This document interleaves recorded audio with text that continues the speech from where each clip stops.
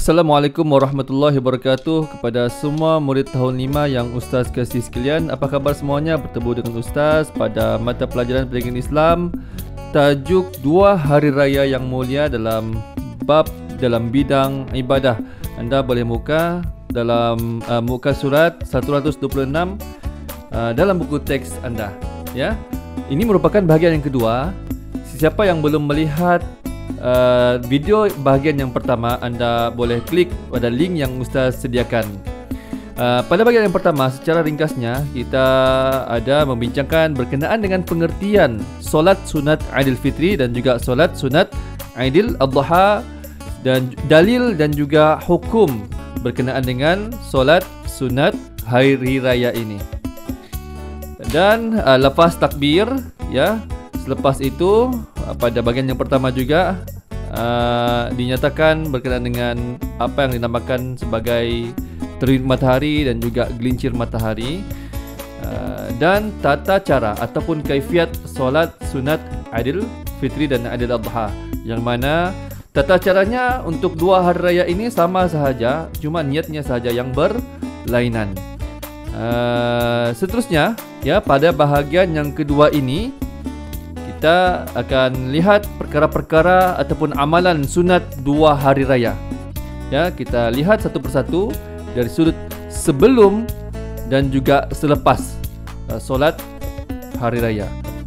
Baik, untuk yang pertama, sebelum solat, ya, mandi. Perkara yang sunat ialah mandi sunat hari raya.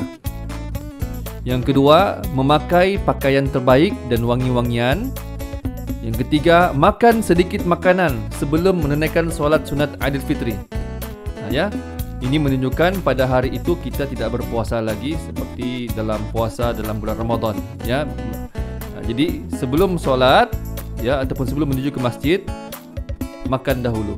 Itu disunatkan. Yang keempat, bersegera ke tempat dilaksanakan solat.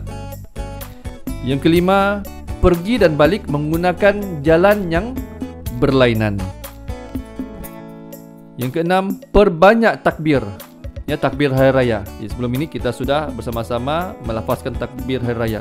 Allahu Akbar, Allahu Akbar, Allahu Akbar, ya, sampai habis.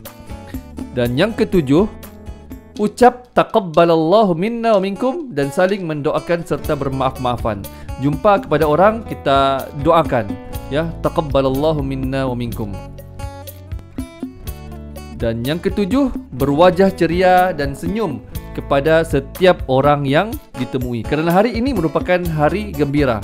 Ya, mesti wajah pun wajah yang ceria dan wajah yang gembira. Akhir sekali ialah perbanyak sedekah. Ya, perbanyakkan sedekah pada ketika pada hari raya ini sebelum hari raya solat.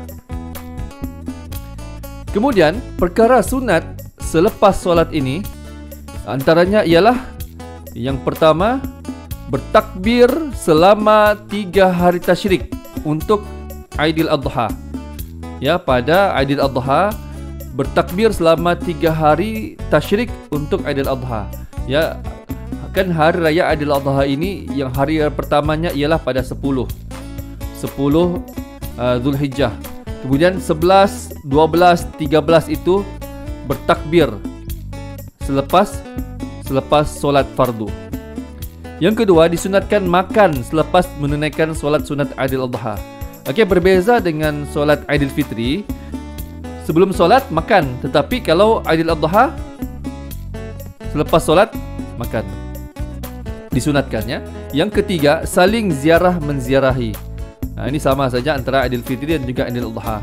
Yang keempat, puasa sunat 6 hari pada bulan Syawal.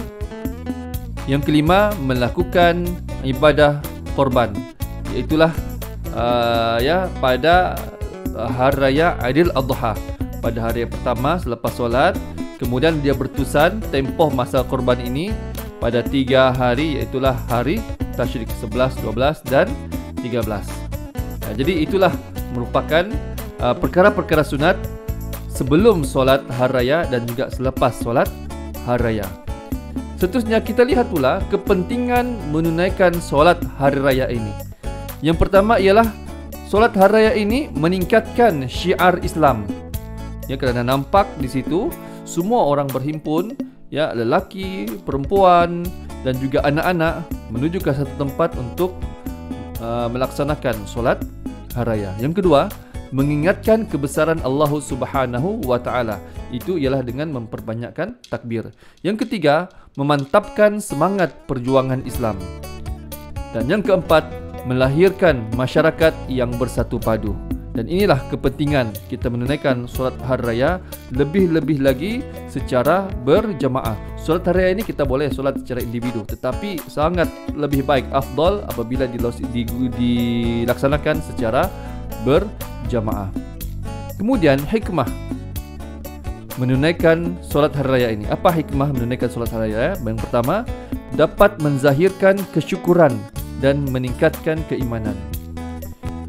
Yang kedua, dapat mengukuhkan perasaan kasih sayang. Perasaan kasih sayang. Yang ketiga, dapat mengeratkan silaturrahim. Dan yang keempat, dapat meneladani kisah perjuangan para nabi dan rasul. Dan ini 4 perkara adalah antara hikmah menunaikan solat hari raya. Baik, kita lihat info yang berada di situ. Rasulullah SAW tidak pernah meninggalkan solat sunat 2 hari raya sejak mula disyariatkan sehinggalah baginda wafat. Jadi solat sunat hari raya ini adalah suatu perkara sunat yang sangat dituntut dalam Islam. Dan kalau sekiranya tidak ada apa-apa masalah, kita pergilah untuk melaksanakan solat sunat hari raya ini. Yang paling afdal ialah dilakukan secara berjamaah. Alhamdulillah, murid-murid yang dikasihi sekalian, itulah antara perkara yang kita perbincangkan hari ini, ya, berkaitan dengan bahagian yang kedua, berkaitan dengan solat sunat hari raya. Baik, sebagai akhirnya, ya, aktiviti bertulis seperti biasa. Pertama, senaraikan 3 perkara amalan sunat sebelum dan 3 perkara amalan sunat selepas solat hari raya. Ya, tadi ada beberapa perkara Ustaz mau sebelum, 3 perkara sebelum dan juga 3 perkara selepas. Yang kedua, apakah kepentingan menunaikan solat hari raya? Apakah kepentingan menunaikan solat hari raya? Ustaz mahu kamu selesaikan tugasan ini, insya-Allah, dan seperti biasa serahkan kepada Ustaz untuk Ustaz membuat penilaian semakan dan juga penilaian terhadap tugas yang telah anda selesaikan. Alhamdulillah, sehingga kita berjumpa lagi pada sesi pelajaran akan datang, insya-Allah. Terima kasih atas perhatiannya. Assalamualaikum warahmatullahi wabarakatuh. Bye.